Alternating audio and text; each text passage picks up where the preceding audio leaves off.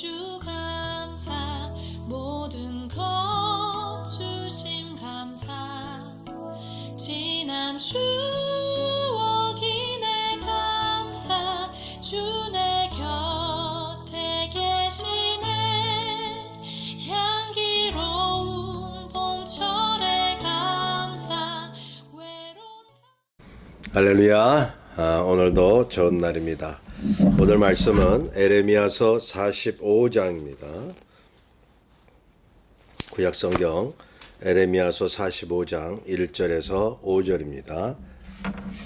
1125페이지에 구약성경 1125페이지 에레미야서 45장 1절에서 5절을 제가 봉독합니다. 유다의 요시야 왕의 아들 여호와김 넷째 해에 네리야의 아들 바룩이 에레미야가 불러주는 대로 이 모든 말을 책에 기록하니라. 그때의 선지자 에레미야가 그에게 말하여 이르되 바룩아 이스라엘의 하나님 여호와께서 내게 이같이 말씀하셨느니라. 네가 일찍이 말하기를 화로다 여호와께서 나의 고통에 슬픔을 더하셨으니 나는 나의 탄식으로 피곤하여 평안을 찾지 못하도다. 너는 그에게 이르라. 여호와께서 이와 같이 말씀하시기를 보라. 나는 내가 세운 것을 헐기도 하며 내가 심은 것을 뽑기도 하나니 온 땅에 그리하겠거늘. 네가 너를 위하여 큰 일을 찾느냐? 그것을 찾지 말라. 보라 내가 모든 육체의 재난을 내리리라. 그러나 네가 가는 모든 곳에서는 내가 너에게 내 생명을 노략물 주듯 하리라. 여호와의 말씀이니라. 아멘. 네, 오늘 이 말씀을 가지고 네가 너를 위하여 큰 일을 찾느냐? 라는 제목으로 말씀을 나누겠습니다. 그동안 몇 주 못 뵀습니다. 네, 주님 안에서 모두 평안하셨으리라 그렇게 생각합니다. 저는 가족과 떨어져서 나홀로 명상하는 시간을 많이 가졌습니다. 이 설교자가 말이죠. 이 설교나 사역에만 몰두하는 것이 아니라 자기에 대한 성찰, 또 반성 내지는 배우는 시간을 많이 가져야 된다고 그렇게 믿습니다. 예. 제가 한국에서 여러 곳을 다니면서 느낀 사실은 역시 내가 태어나고 자란 고국이 참 저에게 어떤 새로운 생기를 주는구나 라고 많이 느꼈습니다. 반가운 친구들도 많이 만났고 지인들도 만났습니다. 회포를 풀고서 신앙에 관해서도 나누게 되면 서로 배울 점이 많이 있는 거죠. 예. 여러분, 목사도 독불장군이 될 수 없습니다. 예, 서로 만나고 대화를 나누다 보면 자신의 미흡한 점을 발견하게 되는 거죠. 서로 배우고 내가 잘못 알고 있는 것이 무엇이었구나 라고 하는 것도 깨닫게 되는 순간이 있었습니다. 예, 제가 만나는 친구 목사님들은 거의 다 진실하신 분들입니다. 함께 대화 나누면서 한국교회와 나라에 대한 걱정을 많이 하죠. 예. 과연 하나님께서 앞으로 이 민족과 크리스천들, 교회와 사역자들에게 무엇을 바라시고 어떻게 인도해 가실 것인가 라고 하는 것을 많이 나누었습니다. 또 고민도 하고 말이죠. 함께 기도하기도 하고 했습니다. 제가 한 가지 확신한 것은 성경의 모든 역사와 하나님의 운행하심이 지금도 반복된다고 하는 사실입니다. 예, 그렇지 않나요? 성경은 오늘날의 인류 역사와 앞으로의 사건을 비춰주는 거울이 되는 것입니다. 제가 오늘 본문을 택한 이유는 그러한 점에서 매우 중요하다고 믿고 있습니다. 이스라엘의 그런 역사, 유다 역사 말이죠. 잘 알잖아요. 예, 우리가 많이 듣는 거잖아요. 성경 구약을 보면. 예, 그들의 신앙과 죄, 그들의 운명, 그리고 하나님께서 그들에게 무엇을 바라시고 어떻게 일하셨는지를 알게 되면 오늘날 모든 그리스도인들에게 무엇을 바라시고 어떻게 인도하실 인도하실 것인가라고 하는 것을 저절로 알게 되는 것입니다. 아주 단순하면서도 깊은 말씀이 성경 말씀인 것입니다. 그러니 본문을 한번 보죠. 우리가 잘 아는 에레미야 선지자, 그를 눈물의 선지자라고 부르고 있습니다. 왜 그럴까요? 자기 민족의 어두운 운명을 보면서 고뇌와 슬픔 속에 선지 활동을 했기 때문입니다. 북이스라엘이 망했죠. 남유다도 죄로 말미암아 망해가는 그런 시점인 약 기원전 600여 년경에 예언을 했던 그런 선지자인데요. 얼마나 힘들었을까요? 얼마나 답답해했을까요? 유다 민족은 북이스라엘이 죄로 망한 것을 보았죠. 자기들도 우상 숭배하고 하나님을 배반하면서 멸망의 길로 가고 있습니다. 그대로 답습하고 있지 않습니까? 다른 사람들이 그런 잘못된 길로 패망을 하고 있음에도 불구하고 그것을 목격하는데도 여전히 자기들도 죄를 짓고 패망의 길로 가는 사람들이 수두룩한 것입니다. 그것을 보는 에레미야의 선지자는 얼마나 마음속에 분통이 터졌을까요? 그 당시 어땠어요? 축복만 외치는 거짓 선지자들을 따라다니면서 회개를 외치는 선지자들을 핍박했단 말이죠. 죽이려 하고. 이럴 때 에레미야는 눈물을 흘릴 수밖에 없었던 겁니다. 저와 여러분이 정말로 하나님 앞에 진실하게 서 있다면 오늘날 세상의 복만 외치는 거짓 목사들과 자신의 행복을 위해서 믿음을 이용하는 거짓 교인들을 볼 때에 눈물이 나지 않습니까? 여러분 그들을 보면서 여러분 같이 따라가고 있나요? 아니면 그들을 보면서 가슴을 치며 그들을 위해서 기도하고 있나요? 세상의 정치 지도자들과 민족의 그러한 타락과 함께 교회도 타락합니다. 그것을 보면서 하나님이 심판의 때를 앞당기고 계실 때에 저와 여러분은 에레미야처럼 가슴을 치면서 저들을 구원해달라고 기도할 수밖에 없는 거죠. 그런데 변할 줄 모르는 이 세상과 타락해가는 교회를 보면서 성경 군데군데 있잖아요. 하나님이 세상 심판하실 때 교회부터 성소부터 치신다고요. 마지막 때 얼마나 교회가 타락하고 있으면 그런 말씀을 하십니까? 본문에 보면 에레미야는 자신의 민족의 죄로 인해 망해가는 상황을 목도하면서 가슴을 치고 있는 것입니다. 본문에 나오는 이 바룩이라는 사람이 있죠. 이 바룩은 에레미야의 친구였습니다. 에레미야의 동료이자 함께 믿음을 지켜낸 동역자였습니다. 이 바룩은 이 석이었어요. 비서 겸 에레미야의 그런 동역자였죠. 그래서 에레미야가 말을 하면 이제 기록을 했습니다. 그리고 같이 고난에 동참했죠. 나중에 에레미야가 애굽으로 끌려갔죠. 이 바룩은 함께 동행을 합니다. 고난의 길을 함께 했던 거죠. 여러분 바룩은요 상당한 교육을 받은 상류층 지식인이었습니다. 그럼에도 불구하고 안일한 생활을 버리고 고난의 길을 걷는 친구 에레미야와 함께 참 신앙을 고수했던 것입니다. 여러분 성경시대나 기독교 역사나 지금도 앞으로도 보면 말이죠. 이 예수 믿는 사람들, 하나님을 믿는 사람들은 진실하게 살다 보면 고난의 길이 와요. 그걸 억지로 그냥 부인하려고 그래요. 모든 게 만사형통이고 모든 게 하나님이 축복 주신다. 그렇게 그냥 둘러대거든요. 근데 그게 진실이 아니거든요. 자, 본문에 보면 에레미야가 일러준 대로 바룩이 기록하고 있는데 에레미야가 말합니다. 바룩아 이스라엘 하나님 여호와께서 내게 이같이 말씀하셨느니라.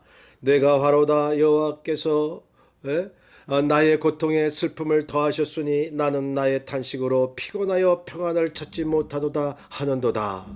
보십시오. 바룩도 에레미야와 같은 고통과 슬픔을 겪고 있다는 사실을 하나님이 알고 계시다고 말씀하고 있습니다. 성도 여러분, 우리 신앙인이 교회를 함께 이루어 나간다는 게 뭘 의미하는 것일까요? 그렇죠. 우리가 다 아는 거죠. 성령으로 하나 되고 그리스도의 십자가 안에서 우리가 한 공동체고 기쁨을 나누고 함께 구제하고 하나님 앞에 예배드린다. 뭐 이런 건 다 알잖아요. 그런데 여러분, 그것만이 아닙니다. 예. 아주 중요한 것이 하나 있는데요. 그것이 뭐냐면 세상이 죄로 인해서 타락하고 그들이 하나님의 심판의 길로 가고 있음을 보면서 우리가 함께 고통과 슬픔을 나누는 것입니다. 그렇잖아요. 물에 빠져가는 사람 보면서 웃어요?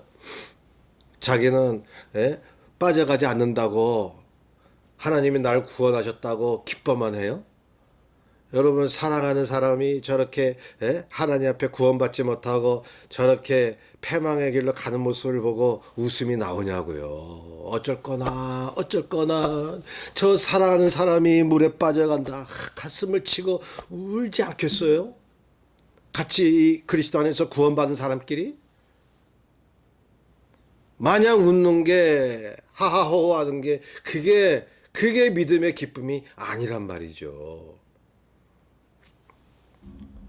여러분, 이것이 동역자의 관계입니다. 그래서 마음이 애가 타고 마음이 자꾸 슬프고 막 요동을 치기 때문에 함께 모여서 기도하고 전도하고 선교하는 거예요. 그런 마음이 없으면요, 전도 안 돼요. 이것이 우리가 교회를 이루는 신앙인의 관계입니다. 함께 민족과 복음을 위해 슬픔을 나누는 것 말이죠. 예수님도 그러하셨습니다. 믿음의 사람들이 그러했습니다. 또한 구약에 나오는 모든 선지자들이 그러했습니다. 기쁨보다는 고통과 슬픔이 있었습니다. 부인할 수 없는 거예요. 참 기쁨을 알기 때문에 슬픔이 있는 거예요. 자, 본문에 나오는 바룩의 심정과 고통은 에레미야의 심정을 그대로 반영하는 것이요, 하나님의 마음을 비추고 있는 것입니다. 4절 보시면요, 너는 그에게 이르라. 여호와께서 이와 같이 말씀하시기를, 보라, 나는 내가 세운 것을 헐기도 하며 내가 심은 것을 뽑기도 하나니 온 땅에 그리하겠거늘. 자, 하나님이 민족의 불운한 운명을 직시하며 고통을 겪는 에레미야와 바룩에게 분명한 말씀을 하고 계시는데요. 내가 세운 이 민족, 이 나라를 내가 패하기도 한다. 너는 분명히 목도하고 하나님이 하시는 일에 순응해라 이거죠. 하나님이 심으시고 뽑으시겠다는데, 하나님이 하신 것을 거둬들이시겠다는데 우리가 뭘 왈가왈부할 게 있습니까? 성도 여러분, 하나님이 심으시고 그것을 하나님이 다시 뽑으시겠다는데 우리가 거기에 대해서 항변할 수 있나요? 여러분, 하나님이 심심해서 심었다가 뽑으시는 게 아니죠. 심었다가 뽑으시는 이유는 분명한 사실이 하나 있습니다. 그것은 세우고 심은 것이 열매와 가치를 보여주지 않을 때 하나님은 가치 없이 뽑아버리시는 거예요. 여러분, 그래서 이미 그리스도 안에서 구원받은 저와 여러분은 그 구원은 변함이 없지만 그 경각심은 가지고 있어야 돼요. 내가 주님 뜻대로 살지 못할 때 뽑지 않으실까? 그거는 믿음이 없어서가 아니에요. 믿음이 있기 때문에 그런 두려움이 있는 거예요. 바울도 그랬잖아요. 두렵고 떨리는 마음으로 구원을 이루라고. 정말 우리는 구원을 얻었기 때문에, 하나님의 자녀가 됐기 때문에 내가 구원 얻었을까? 라고 가슴을 치는 거예요. 날마다 구원 확신만 외치지 마세요. 자, 하나님은 이미 에레미야를 통해 남유다를 심판하실 것을 선언하셨습니다. 그러니 방법이 없는 거죠. 에레미야서 7장 16절에 보면, 오죽하면 하나님이 에레미야에게 백성을 위해 기도하지 말라고 하셨겠습니까? 너 이 민족을 위해서 다시는 기도하지 마. 내가 멸망하기로 작정을 했으니 너 저들의 구원을 위해서 기도해도 소용없어. 여러분 그 몇 마디 그렇게 하셨다고요. 에레미야서에 보면. 그래도 에레미야는 백성을 위해 구원해달라고 기도해요. 하나님의 뜻을 어기는 것 같으면서도 하나님의 뜻대로 행하는 거. 이 기가 막히지 않습니까? 하나님, 죄송합니다. 하나님이 모세에게 저 출애굽한 백성을 내가 다 멸하겠다. 너무하는 큰 민족을 이루게 하겠다. 그렇게 하나님이 작정해서 말씀하셨음에도 불구하고 모세는 하나님께 구원해달라고 기도하거든요. 얼마나 애가 타겠습니까? 고통과 슬픔이 있겠습니까? 하나님이 모세의 그 기도를 들으셨다고요. 예. 그러니 하나님의 마음을 읽는 것이 우리 크리스천들의 중요한 믿음의 시각입니다. 예. 자, 그러기에 하나님이 결정하신 것은 받아들이면서도 심판만은 면하게 해달라고 기도할 수밖에 없는 것이 우리 그리스도인들의 딜레마입니다. 그리고 간절한 마음이 아니겠습니까? 눈물이 날 수밖에 없는 것입니다. 여러분 어떤 신앙인은요, 이 세상 죄로 물들었으니 빨리 심판해달라고 기도하는 분이 계시더군요. 여러분 이거 신앙의 도리가 아니에요. 아무리 하나님께서 이 땅을 심판하기로 작정하셨어도 구원해달라고 기도하는 게 하나님의 마음을 더 기쁘게 하는. 여러분 하나님의 마음을 읽을 수 있어야 됩니다. 예. 하나님의 말씀을요 문자 그대로만 받아들이면요 하나님의 뜻을 놓칠 수가 있어요. 부모가 사랑하는 자녀에게 말하는 그 말이 여러분 문자 그대로 받아들이면 부모의 마음을 읽을 수 없는 거죠. 5절에 보면 하나님이 또 이렇게 말씀하십니다. 네가 너를 위하여 큰 일을 찾느냐? 그것을 찾지 말라. 보라 내가 모든 육체의 재난을 내리리라. 여러분 이게 무슨 말씀일까요? 사실 하나님이 하신 이 말씀은 에레미야와 바룩에게만 하신 것이 아닙니다. 모든 육체에게 하신 말씀인 것입니다. 망해가는 민족을 보면서 하나님이 믿는 자들에게도 말씀하는 겁니다. 너를 위하여 큰 일을 찾지 말라. 여러분 우리는 성경을 보면 큰 꿈을 이루라, 크게 바라보라, 큰 꿈을 가지면서 하나님 앞에 믿고 기도해라. 맨날 이 소리만 우리가 들었죠? 여러분 상황에 따라 하나님의 말씀이 무슨 뜻을 두고 있는지 알아야 돼요. 날마다 여러분 큰 꿈을 가져라 그렇게만 생각하면요 여러분 하나님의 길을 놓칠 수가 있어요.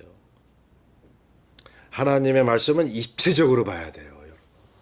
한쪽만 바라보면요 그게 이단으로 흐를 수 있고 기복신앙으로 흐를 수가 있는 거예요. 우리의 영혼을 망칩니다. 자 보세요. 지금 희망이 없는 이 민족, 이미 이 민족이 망할 것이고 개개인과 모든 사회도 멸절될 것인데 아무리 야망을 갖고 세속적인 보상을 원해봤자 소용이 없다라고 하는 것입니다. 다 물거품이 될 것이거늘. 이것이 하나님의 말씀입니다. 조금 더 길이 보이지 않는 거예요. 하나님이 그렇게 말씀하고 있는 거예요. 아예 삶을 포기하라는 거예요. 꿈을 갖지 말라는 거예요. 왜냐하면 이제 백성을 향한 하나님의 심판이 다가오고 있기 때문입니다. 여러분 우리가 알다시피 결국 어떻게 됐어요? 하나님의 말씀대로 기원전 587년경에 유다 민족이 바벨론 군대에 의해서 폭삭 망했잖아요. 네, 완전히 망하고 폐허가 되어버렸습니다. 성전도 무너졌습니다. 성벽도 무너졌습니다. 많은 사람들이 포로로 잡혀갔습니다. 예루살렘은 그야말로 초토화된 것입니다. 희망이 끊겨져 버린 것입니다. 완전한 심판이 가망이 없는 거예요. 하나님의 그러한 성스러운 장소인 성전도 무너져 버리고 말았어요. 하나님의 영광, 하나님의 당신을 위해서 세운 성전조차도 하나님이 무너뜨려 버렸어요. 그러면 하나님이 스스로 모독을 느끼신 거예요. 감수하신 거예요. 그럴 정도로 이 이스라엘에 대한 유다에 대한 이 죄에 대해서 얼마나 이를 갈고 계셨겠어요. 그러나 여러분, 성경은 모든 징계와 채찍의 말씀, 심판의 말씀은 희망을 위한 그러한 말씀임을 우리는 잊어서는 안 됩니다. 예, 아주 중요한 포인트예요.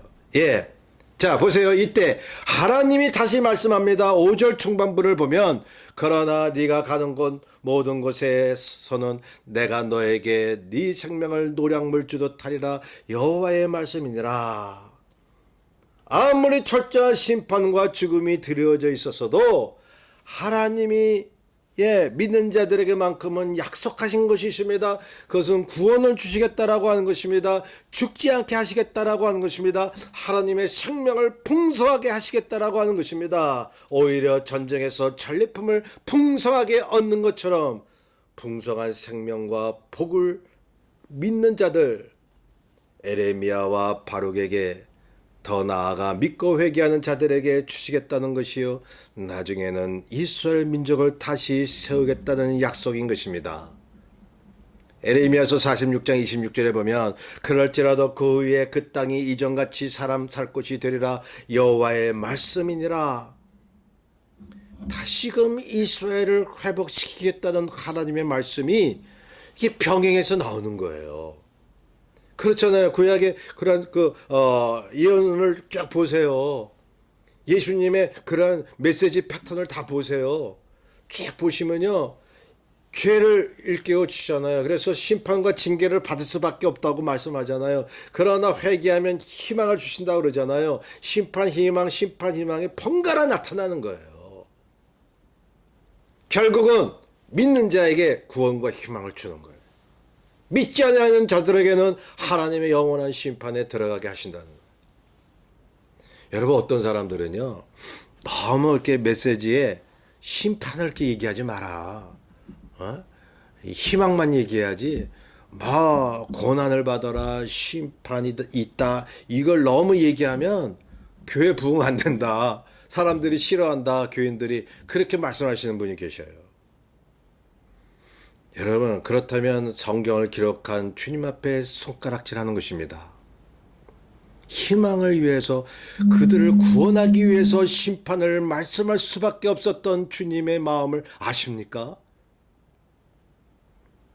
성도 여러분, 그러면 본문을 기독론적으로 어떻게 해석하고 적용해야 할까요? 흐름이 이렇습니다. 하나님의 역사, 민족의 역사, 인류의 역사는 유형론적으로 반복된다고 말씀드렸습니다. 구약에 나오는 이스라엘의 역사는 앞으로 우리 지금 시대와 미래에 나타날 예표가 되는 거죠. 예수 그리스도께서는 이것을 충부하시고 성취시켜 나가고 계십니다. 주님께서 말씀하셨듯이 이제 모든 세상은 죄로 인해 하나님의 심판이 다가오고 있다는 사실입니다. 면하지 못할 거예요. 세상에 아무리 AI 시대니 여러 가지 문명이 발달하고 아무리 인간이 살기 좋은 시대가 온다 할지라도 말이죠. 여러분, 심판의 길로 가고 있습니다. 우리가 적어도 예수 믿는 사람이라면 그래서 세상에 미련을 버릴 수밖에 없는 거예요. 여기에 우리 크리스천의 눈물이 있는 거죠. 기도가 있는 거죠. 우리는 심판을 받아들여야 하는 것입니다. 하나님의 정하신 길이기 때문입니다. 그와 동시에 저 죽어가는 영혼들을 위해서 가슴을 치며 기도해야 하는 것입니다. 구원해 달라고. 이미 구원을 약속받은 하나님의 자녀인 우리는 에레미야나 바룩이나 모든 믿음의 사람들처럼 괴로울 수밖에 없는 거예요. 그렇지 않습니까? 진심 어린 믿음을 가진 하나님의 사람은 그래서 고통과 슬픔을 느끼는 거예요. 여러분, 신앙생활 하면서 눈물 흘리고 마음 가슴을 치고 슬퍼하는 사람들 보고 믿음이 없다고 하지 마세요. 믿음이 더욱 누구보다 충만하기 때문에 슬퍼하는 사람들이 있습니다.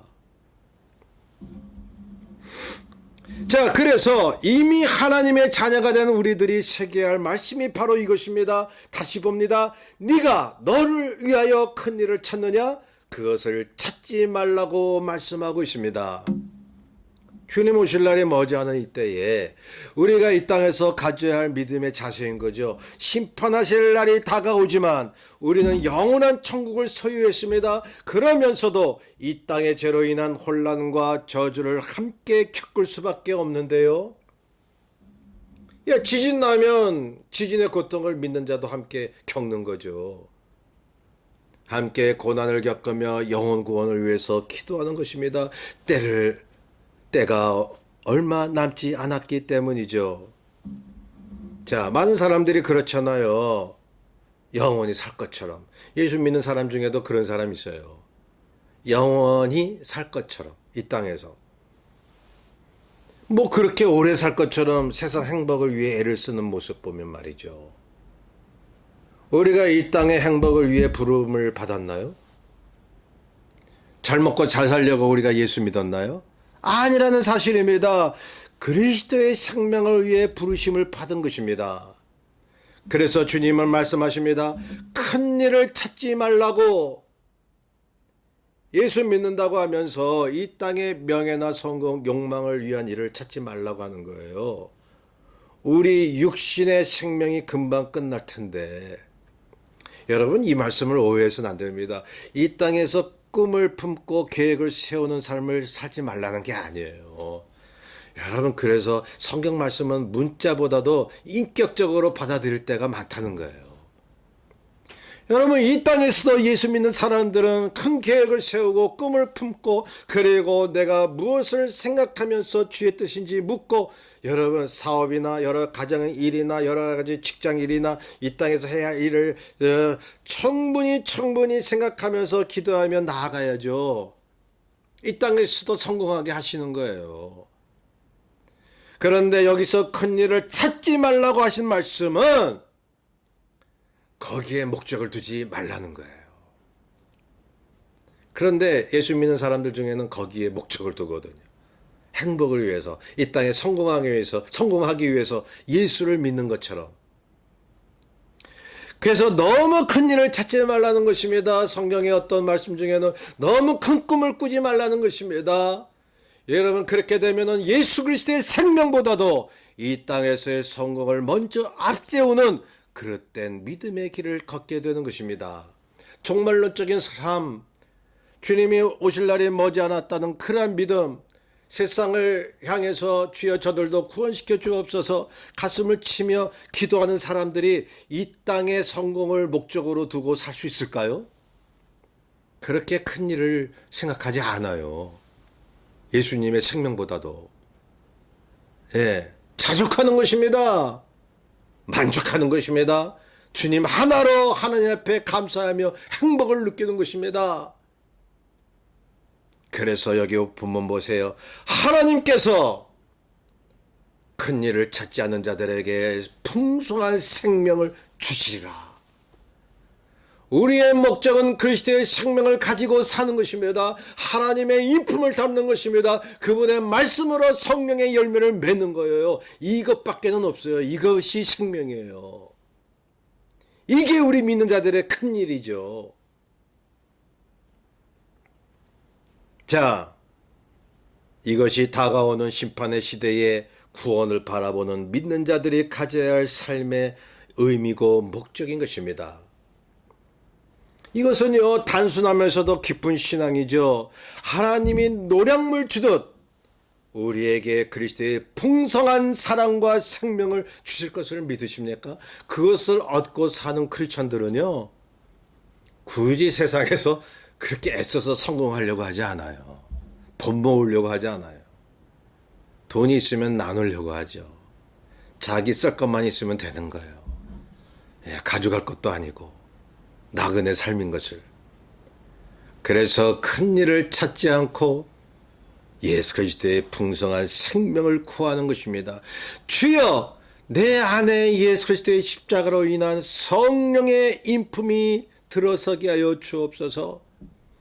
하나님의 영원한 손길에 그 숨결에 그 은혜의 그 느낌을 늘 느낄 수 있도록 도와주옵소서. 이것이 아니고서는 내가 세상을 이길 수 없나이다. 그러한 풍성한 생명을 가진 믿음의 소유자들은요, 세상이 아무리 발버둥 치고 막 요란을 떨고 해도요, 두려움이 없는 것입니다. 여러분, 근심이 없는 것입니다. 죽음도 개의치 않는 것입니다. 늘 하나님의 그러한 주시는 천국이 그 믿는 자들의 마음속에 있으니까요.